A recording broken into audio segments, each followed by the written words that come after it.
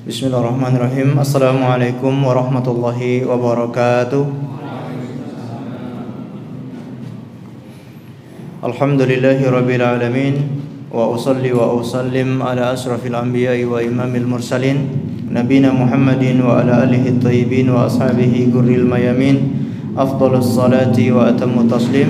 Allahumma alimna ma yanfa'una wa anfa'na bima 'allamtana وزدنا علما يا ربنا وأصلح لنا شأننا كلها ولا تكلنا إلى أنفسنا طرفة عين معاشر المسلمين والمسلمات kaum muslimin dan muslimat yang semoga dimuliakan oleh Allah Azza wa Jal.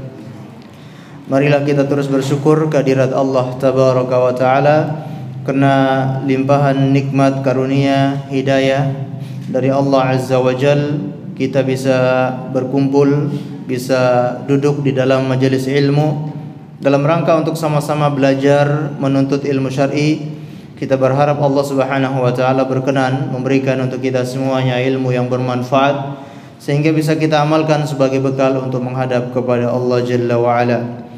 Salawat dan taslim semoga tetap tercurahkan kepada junjungan kita Nabi Muhammad sallallahu alaihi wasallam, kepada seluruh keluarganya, kemudian para sahabatnya dan umatnya yang setia mengikuti tuntunannya sampai hari kiamat. Ma'asyiral muslimin dan muslimat yang dimuliakan oleh Allah Azza wa Jal, kita kembali melanjutkan pengajian rutin di setiap hari Selasa membahas kitab Ahkamul Janaiz, hukum-hukum seputar jenazah yang dikarang oleh Syekh Muhammad Nasiruddin Al-Albani rahimahullahu ta'ala.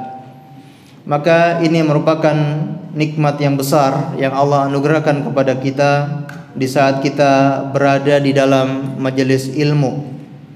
Ilmu adalah jalan tercepat, jalan tol mengantarkan kita menuju surga Allah Azza wa Jalla. Maka kita berharap hidup kita senantiasa selalu bersama ilmu, selalu duduk di dalam majelis ilmu, mendengarkan tausiah, mendengarkan ilmu, dan kita berharap ketika ajal datang menjemput kita dalam keadaan sedang menuntut ilmu. Dan pembahasan kita pada kesempatan kali ini yaitu bab yang ke-8, alamatu husnul khotimah. Alamat, tanda-tanda husnul khotimah, akhir yang baik. Akhir apa? Yaitu akhir kehidupan, akhir hayat. Apa tanda-tandanya bagi orang yang akhir kehidupannya itu adalah akhir kehidupan yang baik? Dan ini ma'asyiral muslimin yang dimuliakan oleh Allah adalah cita-cita kita semuanya. Kita semua ingin akhir hayat kita tutup dalam keadaan husnu, dalam keadaan baik, dalam keadaan saleh, dan kita sangat berlindung kepada Allah daripada su'ul khotimah, kesudahan atau akhir yang buruk. Karena amalan seseorang yang dinilai adalah apa? Akhirnya. Sebagaimana hadis yang mungkin sering kita dengar, kata baginda Rasulullah sallallahu alaihi wasallam, innamal a'malu bil khawatim. Sesungguhnya amalan itu yang menjadi patokan adalah di akhirnya, bukan di awalnya. Mungkin ada orang yang di awalnya baik, di awalnya soleh, tapi kalau di akhirnya tidak soleh, di akhirnya tidak baik, maka ini bertanda sesuatu yang buruk.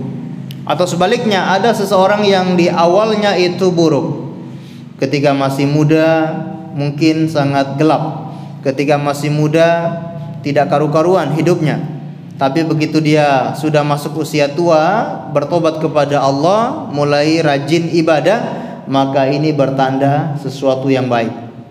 Karena yang menjadi patokan itu bukan di awalnya, tapi di akhirnya. Ada orang yang di awalnya baik, tapi ternyata di akhirnya itu tidak baik. Dan mungkin sangat banyak kisah-kisah yang menceritakan tentang orang-orang yang di akhir hayatnya itu tidak baik. Dan kita tidak ingin seperti itu. sebagaimana dikisahkan tentang seorang yang bernama Abdullah Al-Qasimi, seorang ulama besar. Ya, Al-Qasimi berarti dari daerah apa? Qasim, daerah Saudi, di provinsi Qasim. Terkenal ulama yang sangat ulama yang sangat terkenal, ulama besar, dan karangan-karangan beliau itu sangat bermanfaat untuk kaum muslimin. Di antara karangan beliau adalah Sirah, yaitu membantah pemikiran-pemikiran sesat, apakah Syiah, pemikiran Khawarij, dan pemikiran-pemikiran yang lain, bahkan membantah pemikiran di luar agama Islam. Ini sangat bermanfaat dan bukunya ini menjadi rujukan oleh para penuntut ilmu. Dengan bukunya ini mereka bisa menjadi landasan untuk membantah pemikiran-pemikiran sesat. Bahkan ada sebagian ulama yang merekomendasikan, memuji buku ini. Kata sebagian ulama, qadistarul jannah bikitabihi, dia telah membeli surga dengan bukunya ini, karena sangat bermanfaat. Sebelumnya orang tidak bisa membantah pemikiran-pemikiran itu, tapi karena bukunya ini dia memberikan rambu-rambu untuk membantah, cara-cara untuk membantah pemikiran itu. Sangat bermanfaat. Tapi bagaimana akhir hayat Abdullah Al-Qasimi ini? Dia meninggal dalam keadaan ateis. Naudzubillah min dzalik. Padahal sekelas ulama besar, tapi pemikirannya rancau di akhir hayatnya. Dan kita sering melihat ketika masih di pesantren, ketika masih menjadi santri yang sangat teladan, santri yang sangat cepat menghafal Al-Quran, menghafal hadis-hadis Rasulullah Sallallahu Alaihi Wasallam. Tapi begitu sudah keluar dari pondok, dikirimkan menjadi duta, belajar di negara-negara barat, pulang ke Indonesia menganggap sholat 5 waktu itu tidak wajib. Ini akhir yang baik atau tidak? Mudah-mudahan bisa bertobat. Padahal sebelumnya menjadi santri yang teladan, hafal Al-Quran, hafal hadis, tapi begitu kuliah S2, S3, bahkan sampai doktor, bahkan sampai profesor, ternyata pemikirannya berubah. Ini bertanda yang tidak baik. Dan kita tidak ingin seperti ini. Yang kita harapkan adalah yaitu husnul khotimah, akhir yang baik. Maka tidak heran setiap sholat 5 waktu kita selalu berdoa kepada Allah, ihdinas siratal mustaqim. Maka dengan membaca surat Al-Fatihah kita berdoa ihdinas siratal mustaqim, hadirkan dalam hati agar Allah terus memberi istiqomah kepada kita sampai kapan? Sampai meninggal dunia. Wala tamutunna illa wa antum muslimun. Jangan sekali-kali kalian meninggal dunia melainkan dalam keadaan beragama Islam. Baik, di sini kata beliau, thumma inna syari'al hakim qad ja'ala alamati bayinatin yustadallu biha ala husnil khatimah. Kemudian, artinya kemudian setelah beliau menjelaskan bab sebelumnya, yaitu an-na'yu al-jaiz, niyahah yang dibolehkan. Kemudian kata beliau, sesungguhnya syariat yang penuh hikmah, syariat yang sangat bijak ini telah menjadikan tanda-tanda yang jelas, yustadallu biha, yang bisa dijadikan sebagai rambu-rambu ala husnil khatimah, untuk mengetahui husnul khatimah. Dan perlu kita ingatkan, ini adalah tanda-tanda ya. Kita tidak bisa menjazm, tidak bisa memastikan. Kita hanya bisa memberikan tanda-tanda. Maka di sini beliau menjelaskan alamat, ya, yustadallu biha, yang dijadikan patokan, ciri-cirinya. Katabahallahu ta'ala lana bifadlihi wa mannihi, yang mana Allah Subhanahu wa ta'ala menjelaskan kepada kita dengan karunia dan nikmat darinya. Fa ayyuma mri'in mata bi ihdaha kanat bisyaratan lahu wa yalaha min bisyarah. Siapapun dari seseorang yang meninggal dunia dan dia memiliki ciri-ciri ini, ada ciri-ciri ini pada dirinya ketika meninggal dunia, kanat bisyaratan lahu, maka ini adalah kabar gembira baginya. Wa ya laha min bisyarah, dan betapa bahagianya, betapa senangnya, betapa gembiranya orang yang mendapatkan ciri-ciri semacam ini. Di sini beliau mulai menjelaskan apa ciri-ciri husnul khatimah. Al-ula, ciri-ciri yang pertama, nutkuhu bisyahadati indal mauti, mengucapkan syahadat la ilaha illallah ketika meninggal dunia atau sebelum meninggal dunia, mengucapkan la ilaha illallah. Ini ciri-ciri. Kalau ada seseorang yang sebelum meninggal dunia dia mengucapkan kalimat la ilaha illallah, maka ini merupakan ciri-ciri termasuk husnul khatimah. Hal ini berdasarkan dalil wa fihi ahadis, di antaranya ada beberapa hadis yang menjelaskan hal itu. Hadis yang pertama, Rasulullah sallallahu alaihi wasallam bersabda, "Man kana akhiru kalamihi la ilaha illallah dakhalal jannah." Barang siapa yang akhir ucapannya adalah la ilaha illallah, dia akan masuk surga. Ini yang selalu kita impikan. Bagaimana di akhir hayat lisan yang terucap adalah kalimat la ilaha illallah, karena akan mendapatkan jaminan dakhalal jannah, masuk surga. Dan ini menunjukkan keistimewaan kalimat la ilaha illallah, sehingga kalimat ini menjadi afdhalul zikir, zikir yang paling afdal, yang seharusnya senantiasa kita ucapkan setiap saat kita lantunkan, kita lafadzkan, yaitu membaca zikir la ilaha illallah. Karena siapa tahu di saat kita sedang berzikir dan membiasakan zikir ini, ajal datang menjemput kita, kita sedang mengucapkan la ilaha illallah.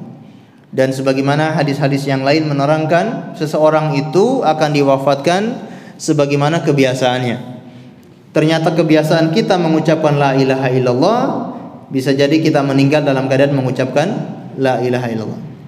Sebagaimana ada seorang ulama ahlul hadis yang meriwayatkan hadis, kalau tidak salah ingat hadis yang kita baca ini, beliau menyebutkan perawinya dari awal sampai akhir, begitu sampai pada kalimat man kana akhiru kalamihi la ilaha illallah dakhalal jannah, dia pun langsung meninggal dunia.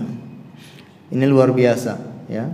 Ini nikmat yang besar, kita mampu mengucapkan la ilaha illallah. Mungkin sekarang kita mudah mengucapkan la ilaha illallah, tapi ketika akhir hayat, ketika sakaratul maut, belum tentu kita mampu mengucapkan. Dan itu yang membantu kita adalah amalan soleh. Keikhlasan yang kita kerjakan selama ini, itu yang dapat membantu kita di saat sakaratul maut. Adapun hadis yang lain,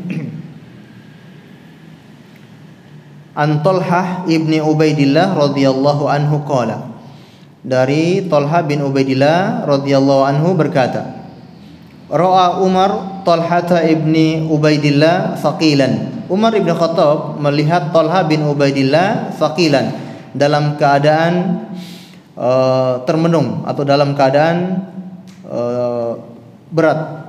Maksudnya kelihatan orang yang sedang susah. Faqala ma laka ya Aba Fulan, apa yang terjadi padamu wahai Abu Fulan? La'allaka sa'atka imra'atun ammaka ya Aba Fulan, mungkin engkau tidak ridho dengan apa yang didapatkan oleh anak dari pamanmu. Ini setelah dibaiatnya Abu Bakar As-Siddiq. Maka Umar bertanya, mungkin kamu tidak ridho Abu Bakar As-Siddiq itu dibaiat menjadi khalifah, maka kamu sekarang kelihatan murung. Lalu apa kata sahabat ini? Qala la wa athna ala Abi Bakrin. Dia mengatakan bukan itu, saya menjadi murung. Wa athna ala Abi Bakrin. Kemudian dia mulai memuji Abu Bakar As-Siddiq, artinya dia setuju dengan kekhalifahan Abu Bakar As-Siddiq. Illa anni sami'tu min Rasulillah sallallahu alaihi wasallam haditsan ma mana'ani an as'alahu anhu illa al-qadratu alaihi hatta mata. Yang membuat saya sedih adalah sesungguhnya saya mendengar dari Rasulullah sallallahu alaihi wasallam sebuah hadis yang saya ingin bertanya kepada Rasulullah tapi tidak sempat bertanya kepada beliau. Beliau sudah terlanjur meninggal dunia. Dia pernah mendengar sebuah hadis dari Rasulullah dan dia mungkin ada yang belum difahami. Dia ingin bertanya kepada Rasulullah namun belum sempat bertanya, Rasulullah sudah meninggal dunia. Kita tahu ini kisahnya kan Abu Bakar menjadi khalifah. Berarti setelah meninggalnya siapa? Rasulullah sallallahu alaihi wasallam. Yang beliau sedihkan itu bukan Abu Bakar menjadi khalifah, tapi yang dia sedihkan Rasulullah sudah meninggal dunia dan beliau belum sempat bertanya tentang hadis tersebut. Sami'tuhu yaqul, aku mendengar Rasulullah bersabda, inni la a'lamu kalimatan la yaquluha 'abdun 'inda mautihi illa asyraqa laha launuhu wa naffasallahu anhu kurbatahu. Aku mendengar Rasulullah SAW bersabda, sesungguhnya aku mengetahui sebuah kalimat yang tidak diucapkan oleh seorang hamba ketika dia meninggal dunia, melainkan akan dicerahkan wajahnya, kemudian Allah lapangkan keadaannya, Allah lapangkan urusannya setelah meninggal dunia. Faqala Umar, inni la a'lamu ma hiya. Kata Umar, sesungguhnya saya tahu apa kalimat tersebut. Lalu sahabat ini bertanya, wa ma hiya? Apa kalimat itu? Qala, Umar bin Khattab menjawab, ta'lamu kalimatan a'zama min kalimatin amara biha ammahu 'indal maut? Apakah kamu tahu sebuah kalimat atau apakah ada kalimat yang lebih agung daripada kalimat yang diperintahkan oleh Rasulullah kepada pamannya di saat pamannya hendak meninggal dunia? Kira-kira kamu tahu kalimat yang diucapkan oleh Rasulullah kepada pamannya ketika pamannya itu hendak meninggal dunia? Pamannya siapa ini? Siapa namanya? Abu Thalib. Ketika Abu Thalib hendak meninggal dunia, apa yang diperjuangkan oleh baginda Rasul? Beliau ingin pamannya itu mengucapkan kalimat la ilaha illallah. Kita tahu dalam sebuah hadis beliau mengatakan, ayya amin kul la ilaha illallah kalimatan uhaju laka indallah. Wahai paman, ucaplah kalimat la ilaha illallah, kalimat yang dengannya aku membelamu di hadapan Allah Azza wa Jalla. La ilaha illallah. Qala Talha, sadaqta hiya wallahi hiya. Kamu benar wahai Umar, sesungguhnya kalimat tersebut. Ini menunjukkan kalimat la ilaha illallah diucapkan oleh seorang hamba sebelum meninggal dunia, maka keutamaannya apa dalam hadis ini tadi? Ada dua ya. Apa saja? Akan dicerahkan wajahnya oleh Allah Subhanahu wa taala, kemudian akan dilapangkan segala urusannya oleh Allah Subhanahu wa taala. Ini alamat husnul khotimah. Maka ketika ada saudara kita yang hendak meninggal dunia, sedang sakarat, kita berusaha untuk mentalkin sebagaimana yang sudah kita singgung di pembahasan sebelumnya tentang mentalkinkan mayat. Maksudnya mentalkinkan orang yang hendak meninggal dunia. Kita berusaha agar orang yang hendak meninggal dunia itu mengucapkan la ilaha illallah. Kemudian ma'asyiral muslimin dan muslimat yang dimuliakan oleh Allah Azza wa Jalla, alamat yang kedua, ats-tsaniyah al-mautu bi rashil jabin. Seseorang yang meninggal dunia dan di dahinya berkeringat. Tanda husnul khotimah yang kedua, seorang meninggal dunia di dahinya itu berkeringat. Li hadisin Buraidah ibn al-Husayb radhiyallahu anhu, sebagaimana hadis dari Buraidah ibn al-Husayb radhiyallahu anhu, dia berkata, annahu kana bi Khurasan fa'ada akhan lahu wa huwa maridun fawajadahu bil mauti wa idza huwa bi'arakin jabinihi faqala Allahu akbar sami'tu Rasulullah sallallahu alaihi wasallam yaqul mautul mu'min bi'arakil jabin. Bahwasanya dia pernah berada di Khurasan, daerah Rusia. Fa'adan akhakhan lahu, dia menjenguk saudaranya wa huwa marid, yang sedang sakit. Fawajadahu bil maut, namun dia mendapati saudaranya itu sudah meninggal dunia, dan ternyata di dahinya, di keningnya itu berkeringat. Faqala, maka dia pun berkata Allahu akbar. Ini takbir untuk kondisi yang menyenangkan. Ketika ada kondisi yang menyenangkan, kalimat yang kita ucapkan adalah Allahu akbar. Allahu akbar. Aku mendengar Rasulullah sallallahu alaihi wasallam bersabda, mautul mu'min, seorang mukmin atau matinya seorang mukmin, meninggalnya seorang yang beriman, yaitu di keningnya berkeringat. Ini tanda yang kedua. Kalau ada saudara kita yang meninggal dunia dan di keningnya berkeringat, mudah-mudahan itu bertanda husnul khatimah. Baik, sebelum kita lanjutkan, ini hanyalah tanda, ya. Tidak kita menta'yin atau kita menjazm, memastikan, bukan. Maka ketika ada orang yang memiliki tanda seperti ini, maka kita hanya berharap semoga dia husnul khatimah. Dan bukan berarti ketika ada yang tidak punya tanda-tanda ini, kita mengatakan sebaliknya ini su'ul khatimah. Ini juga keliru. Jadi mungkin ada yang meninggal dunia tidak berkeringat, atau ada yang meninggal dunia tidak mengucapkan kalimat la ilaha illallah. Bukan berarti ini su'ul khatimah. Tapi dilihat bagaimana amalan-amalan sebelumnya. Dia meninggal dalam kondisi dia sedang beramal saleh, dia meninggal dalam kondisi dia sedang beriman, sedang bertakwa, atau sebaliknya. Baik, kemudian kita lanjutkan tanda yang ketiga. Tsalitsah, al-mautu lailatal jum'ati aw nahariha. Meninggal pada malam Jumat atau pada hari Jumat. Sebagaimana kata Rasulullah sallallahu alaihi wasallam, "Ma min muslimin yamutu yaumal jum'ati aw lailatal jum'ati illa waqahu Allahu fitnatal qabri."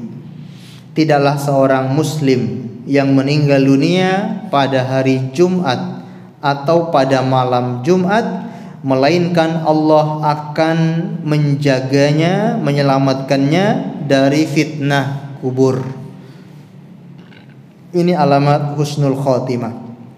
Meninggal pada hari Jumat atau malam Jumat. Kita tahu hari Jumat itu hari raya kaum muslimin, hari besar, hari yang sangat agung, Sayyidul Ayyam, penghulunya hari-hari, yaitu hari Jumat. Maka hari Jumat ini memiliki keistimewaan.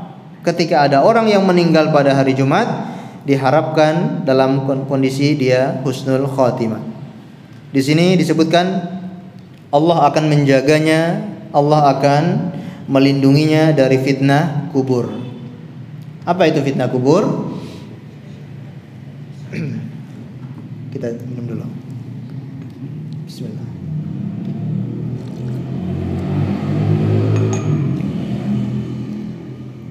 Apa fitnah kubur? Siksa kubur, azab kubur. Ada yang lain? Betul, fitnah kubur itu pertanyaan di alam kubur. Jadi ketika disebutkan fitnah kubur, berarti pertanyaan malaikat di alam kubur, malaikat Munkar dan Nakir. Ada berapa pertanyaan? 3 pertanyaan, ya. Tidak banyak-banyak. Kalau soal ujian 10 kadang lebih. Ada yang esean, ada yang ABCan. Ini pertanyaan cuma 3. Man rabbuka, ya. Kemudian ma dinuka wa ma rajul ladzi bu'itsa fi. Siapa orang yang diutus kepadamu, atau siapa nabimu? Ini 3 pertanyaan. Tapi yang bisa menjawab inilah dengan amalan saleh. Sekarang kita menghafal tapi belum tentu di kuburan nanti kita bisa menjawab pertanyaan malaikat ini. Makanya ada orang-orang yang mengatakan sampai 3 kali dia tidak bisa mengucapkan. Kenapa? Karena kata para ulama, dahulu dia sempat menghafal. Dia sempat menghafal siapa Rabbmu, apa agamamu, siapa nabimu. Dia sempat menghafal, tapi ketika ingin menjawab, lisan ini tidak sanggup mengucapkan itu. Dan ini adalah orang-orang munafik.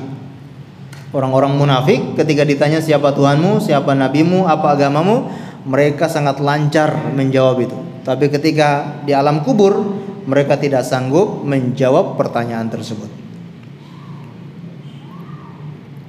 Maka di antara hal-hal atau amalan-amalan yang melindungi kita di alam kubur, di antaranya adalah sering membaca surat Al-Mulk. Kata baginda Rasulullah sallallahu alaihi wasallam, suratul Mulk atau suratul Tabarak hiyal mani'ah min adzabil qabr. Surat Tabarak yaitu surat Al-Mulk, dia pencegah dari azab kubur. Kemudian ini tanda husnul khotimah yang ketiga, meninggal pada hari Jumat atau malam Jumat. Berikutnya tanda husnul khotimah yang keempat, ar-rabi'ah, al-istishhadu fi sahatil qital, yaitu mati syahid di medan perang.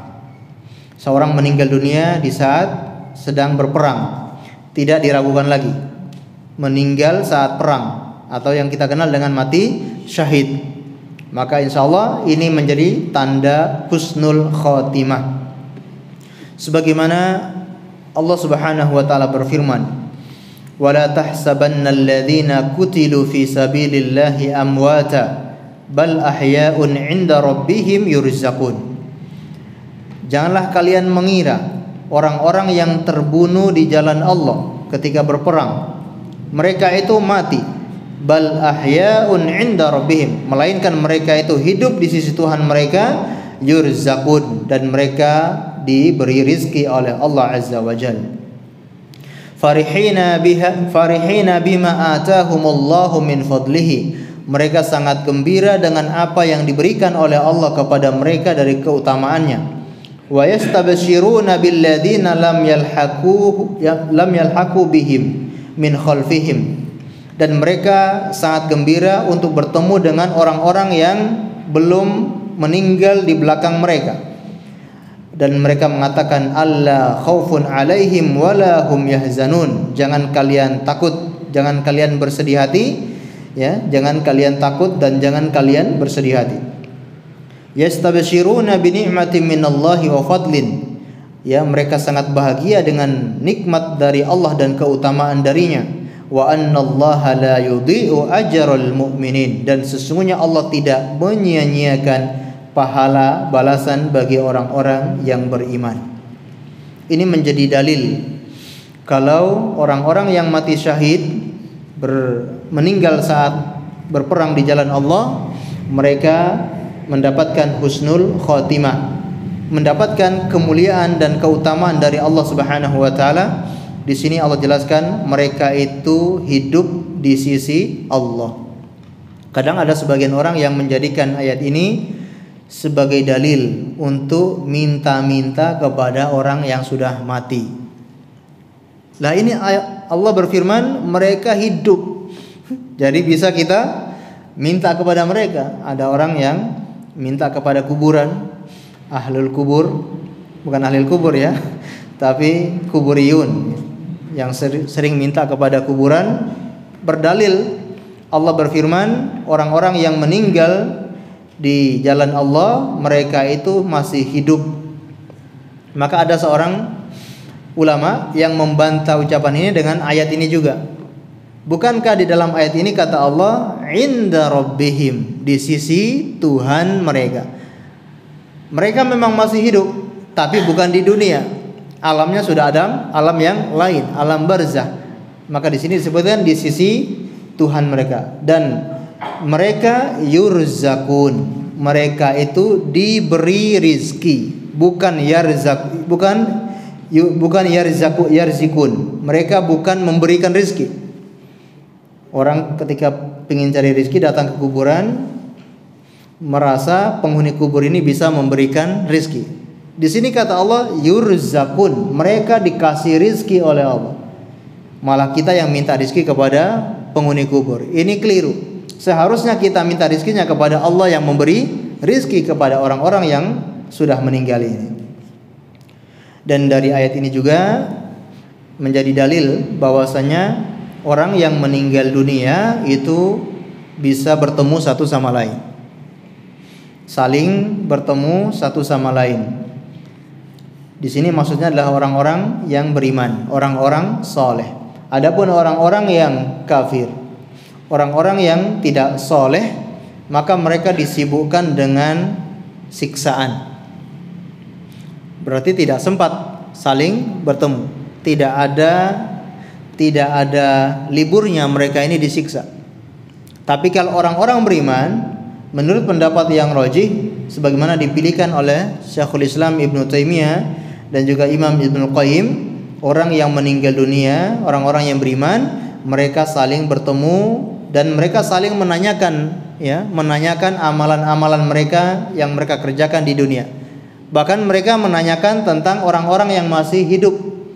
Bagaimana kabar si fulan yang ini? Bagaimana si fulan ini? Bagaimana kamu meninggal dunia? Keadaan si fulan ini seperti apa? Saling menanyakan orang yang masih hidup. Allahu a'lam bissawab. Hadis di sini juga beliau membawakan beberapa hadis kalau orang yang mati syahid itu tanda husnul khatimah. Kata Rasulullah, lisyahid indallahi sittu khisalin. Bagi orang yang mati syahid di sisi Allah itu memiliki enam perkara, memiliki 6 balasan. Yang pertama, yughfar lahu fi awwali duf'ati min damihi. Dia langsung diampuni oleh Allah sejak pertama kali darahnya keluar. Bahkan darahnya belum menyentuh tanah pun mereka sudah diampuni oleh Allah Subhanahu wa taala. Orang yang berjihad meninggal ketika dipanah atau meninggal ketika ditebas dengan pedang. Ketika darahnya belum sampai tanah, mereka sudah mendapatkan ampunan dari Allah Subhanahu wa taala. Ini keutamaan bagi orang yang mati syahid yang pertama. Kemudian wa yura maq'adahu minal jannah, akan ditampakkan tempat kembalinya di surga. Berarti ketika dia sedang di alam kubur sudah diperlihatkan tempat kembalinya di surga nanti. Ini yang kedua. Wa yujazu min adzabil qabri, kemudian dilindungi dari azab kubur. Wa ya'manul faz'al akbar, kemudian mereka diberi ketenangan ketika terjadi hari kiamat. Hari kiamat, tiupan sangkakala, terutama ketika manusia dibangkitkan dari alam kubur, yang mana semua orang tidak merasa tenang, masing-masing merasa khawatir atas dirinya sendiri. Sampai para nabi pun mereka khawatir akan diri mereka. Disebutkan dalam sebuah hadis, Nabi Isa alaihissalam ketika hari kiamat ditiupkan sangkakala, dibangkitkan dari alam kubur, dia mengatakan nafsi nafsi, aku tidak peduli dengan siapapun, walaupun dengan ibunda Maryam aku tidak peduli. Yang aku pedulikan pada hari ini adalah diriku sendiri. Semua orang seperti itu ketika mereka dibangkitkan. Namun orang-orang yang mati syahid, mereka diberi ketenangan, diberi rasa aman di saat hari kiamat nanti. Ini keutamaan yang keberapa sudah? 4 ya. Kemudian wa yuhalla hilyatal iman, kemudian akan dipakaikan perhiasan keimanan, diberikan perhiasan keimanan, dihiasi hatinya dengan keimanan. Kemudian wa yujawwizu minal huril ain, akan dinikahkan dengan bidadari. Kemudian wa yushaffa fi 70 insanan min aqaribihi, dia bisa memberikan syafaat 70 orang dari kerabat-kerabatnya.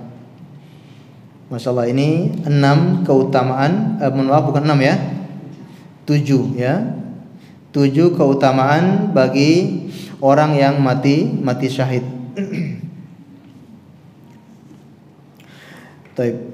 Kemudian hadis yang lain dari an rajulin min ashabin Nabi sallallahu alaihi wasallam. Seseorang dari sahabat Nabi sallallahu alaihi wasallam menceritakan anna rajulan qala, bahwasanya ada orang yang berkata, "Ya Rasulullah, ma balul mu'minina yuftanuna fi kuburihim illa syahid." Wahai Rasulullah, kenapa orang-orang yang beriman mereka ditanya di alam kubur dan itu tidak berlaku bagi orang-orang yang mati syahid? Kenapa? Qala, Rasulullah bersabda, "Kafa bi bariqatis suyufi ala ra'sihi fitnah." Cukup kilauan pedang di atas kepala mereka itu sebagai fitnah. Orang-orang yang mati syahid mereka nanti tidak ditanya di alam kubur. Buat apa lagi ditanya? Orang yang mati syahid itu pasti Tuhannya adalah Allah. Orang yang mati syahid itu nabinya adalah Nabi Muhammad dan agamanya adalah Islam. Jadi nggak perlu ditanya. Malaikat nggak perlu repot-repot menanyakan orang-orang yang mati syahid, karena pasti ya orang-orang yang beriman. Di sini beliau memberikan jawaban karena cukup ya kilauan pedang itu menjadi fitnah bagi mereka. Orang-orang yang berjihad di jalan Allah, mereka melihat kilauan pedang, mereka melihat senjata-senjata tajam, dan itu menjadi fitnah bagi mereka. Itu sudah menjadi fitnah, itu sudah ujian tersendiri bagi mereka. Mereka mampu melewati itu. Maka apalagi pertanyaan di alam kubur. Kilauan pedang saja mereka mampu melewati, apalagi melewati pertanyaan di alam kubur. Baik. Di sini beliau memberikan tanbih.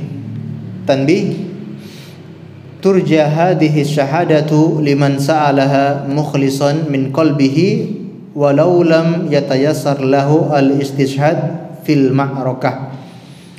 Ya, seharusnya atau seyogyanya bagi kita untuk meniatkan mati syahid di dalam hati kita meskipun belum ada kesempatan untuk berjihad. Kita yang belum ada kesempatan berjihad, paling tidak di dalam hati kita sudah meniatkan, sudah bercita-cita untuk bisa mati syahid. Karena Rasulullah SAW bersabda, "Man sa'alallaha syahadata bisidqin," barang siapa yang meminta kepada Allah mati syahid dengan jujur, ballaghallahu manazilas syuhada wa in mata ala firasyih, maka Allah akan menggabungkan mereka dengan para syuhada. Allah akan mendudukkan mereka dengan para syuhada meskipun mereka itu meninggal di atas tempat tidur mereka. Kemudian alamat tanda husnul khotimah yang kelima adalah al-mautu ghaziyan fi sabilillah.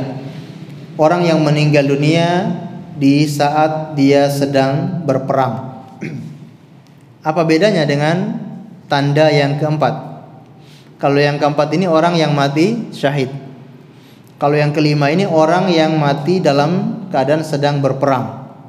Ada bedanya atau tidak ini? Atau sama? Beda ya. Orang yang berperang belum tentu dia meninggal karena kena pedang musuh. Belum tentu dia meninggal karena di saat perang. Bisa jadi dia meninggal dalam perjalanan. Dia dalam perjalanan perang, ada yang meninggal di perjalanan, ada yang meninggal karena sakit, ada yang meninggal karena mungkin jatuh dari tempat yang tinggi atau jatuh dari kendaraan. Ada yang meninggal seperti itu.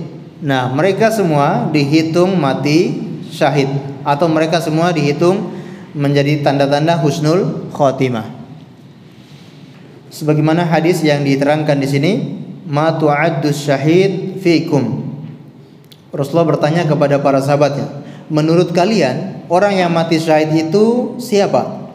Qalu, mereka berkata, ya Rasulullah, man qutila fi sabilillahi fahuwa syahid. Orang yang terbunuh saat perang di jalan Allah, mereka itulah orang yang mati syahid. Qala, maka beliau bersabda, inna syuhada ummati illa idan qalilan, inna syahidan ummati idan laqalil. Kalau begitu orang yang mati syahid dari umatku itu hanya sedikit. Kalau yang dikatakan orang yang mati syahid itu hanya yang terbunuh saat perang, maka beliau mengatakan kalau begitu sedikit yang mati syahid. Qalu faman hum ya Rasulullah, lalu siapa mereka wahai Rasulullah orang yang mati syahid itu? Qala man qutila fi sabilillahi fahuwa syahid, barang siapa yang terbunuh di jalan Allah saat perang maka dia adalah orang yang mati syahid. Wa man mata fi sabilillahi fahuwa syahid, dan barang siapa yang meninggal di jalan Allah, ya, bukan berperang tapi dia sedang berada di jalan Allah. Berada di jalan Allah itu melakukan kebaikan-kebaikan, sedang pergi berdakwah tiba-tiba meninggal, ya, sedang melakukan dakwah di mana mungkin kecelakaan ataupun yang lainnya. Yang penting dia sedang melakukan amalan soleh, maka dia dihitung syahid. Wa man mata fit ta'un fahuwa syahid, barang siapa yang meninggal dunia karena penyakit ta'un, karena wabah ta'un, maka dia juga mati syahid. Wa man mata fil batni fahuwa syahid, barang siapa yang meninggal dunia karena sakit pada perutnya, maka dia juga mati syahid. Wal ghariqu syahid, begitupun orang yang tenggelam itu juga mati syahid. Jadi orang yang mati syahid itu banyak, dan nanti beliau akan merincikan orang-orang yang mati syahid tersebut, dan ini merupakan tanda husnul khotimah. Kita lanjutkan tanda yang keenam, yaitu al-mautu bit-ta'un, orang yang meninggal dunia karena penyakit ta'un atau karena wabah. Berarti seperti corona, ya. Allahu a'lam bishawab, apakah corona itu dikategorikan penyakit ta'un atau tidak? Allahu a'lam bishawab. Karena penyakit ta'un ini memiliki ciri-ciri yang beda dengan penyakit corona. Tapi ala kulli hal, yang terpenting orang yang meninggal karena corona pun kita harapkan dia mati syahid. Tapi kalau dilihat dari definisinya, ta'un dengan corona ini sangat berbeda.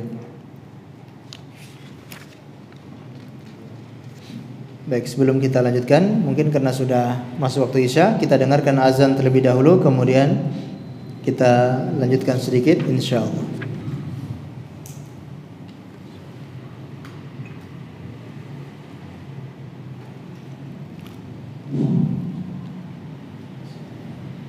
Allahu Akbar, Allahu Akbar, Allahu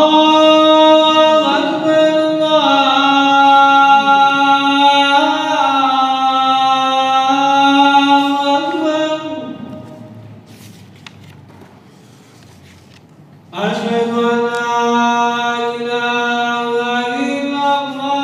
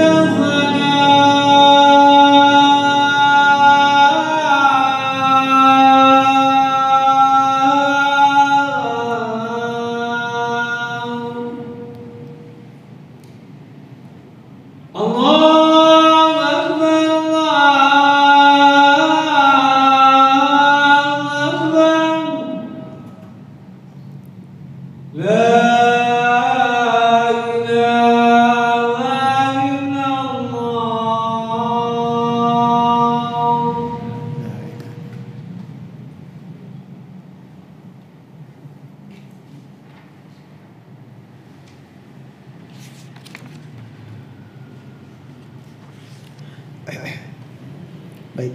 Ma'asyiral muslimin dan muslimat yang dimuliakan oleh Allah Azza wa Jalla, ini tanda husnul khotimah yang keenam, meninggal dunia karena penyakit taun. Ini banyak hadis-hadis yang dibawakan oleh beliau.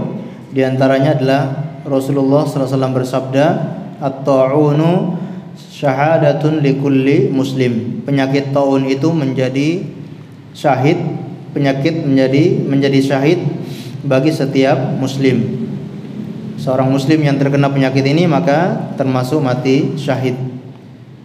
Kemudian tanda husnul khotimah yang ketujuh adalah al-mautu bida'il batni, meninggal dunia karena sakit perut. Kata Rasulullah sallallahu alaihi wasallam, "Wa man mata fil batni wa huwa syahid." Barang siapa yang meninggal dunia karena sakit pada perutnya, maka dia mati syahid.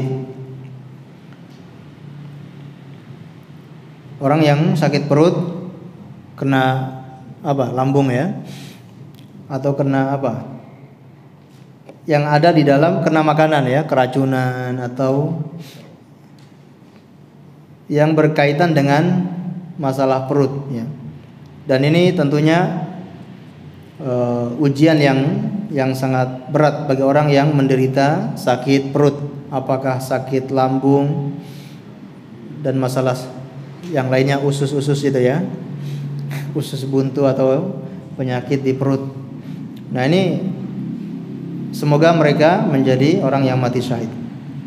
Yang ke-8 dan 9, al-mautu bil gharqi wal hadmi, meninggal dunia karena tenggelam, wal hadmi atau karena terkena beban berat ya, terkena beban berat.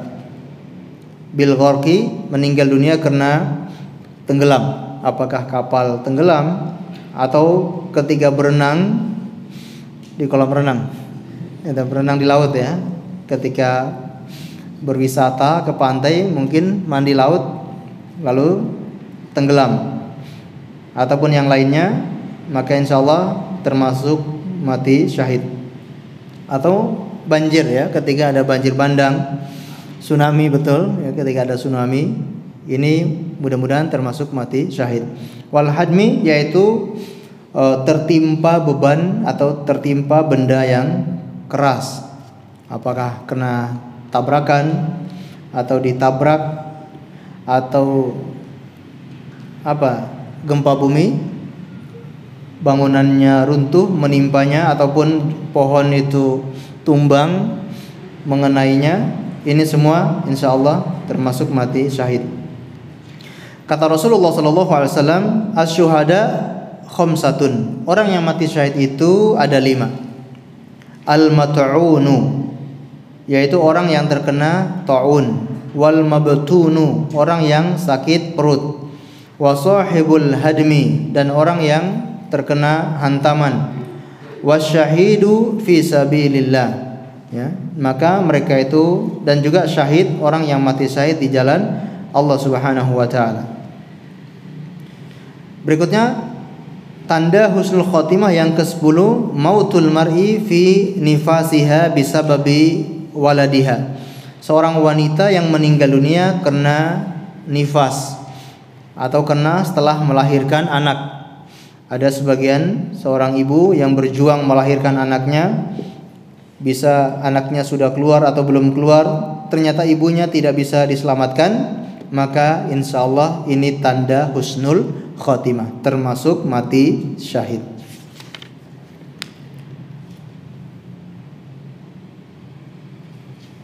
Berikutnya yang ke-11 dan juga 12, al-mautu bil harqi wa dzatal jambi. Orang yang meninggal dunia karena terbakar, kebakaran ya, dan orang ini kena terbakar, insyaallah termasuk husnul khotimah, orang yang mati syahid. Wadatul jambi ya. Datul jambi itu apa diterjemahan di situ? Ada penyakit tumor ya. Ya, yang penyakit-penyakit yang sejenisnya, tumor atau kanker dan yang lainnya. Ini termasuk insyaallah tanda husnul khotimah. Kemudian ats-tsalisatu asyar, yang ke-13, al-mautu bidaisil, ya, bidaisilli. Di sini apa? Paru-paru. Ya, penyakit paru-paru ya. Orang yang meninggal dunia kena TBC atau hal-hal yang berkaitan dengan paru-paru, pernafasan, insya Allah ini tanda husnul khotimah. Baik, mungkin kita cukup sampai di sini tanda yang ke-13. Insyaallah nanti akan kita lanjutkan tanda-tanda husnul khotimah yang lain di pertemuan yang akan datang insyaallah. Sebelum kita akhiri mungkin ada yang ditanyakan, kami persilakan. Nah. Baik. Perokok berat ya. Gara-gara rokok akhirnya kena paru-paru. Baik, ini tanda ya. Ini tanda husnul khotimah. Kalau ada yang meninggal dunia, apakah sebabnya itu kena paru-paru? Sebabnya kena rokok dan yang lainnya? Kita mengatakan mudah-mudahan termasuk husnul khotimah.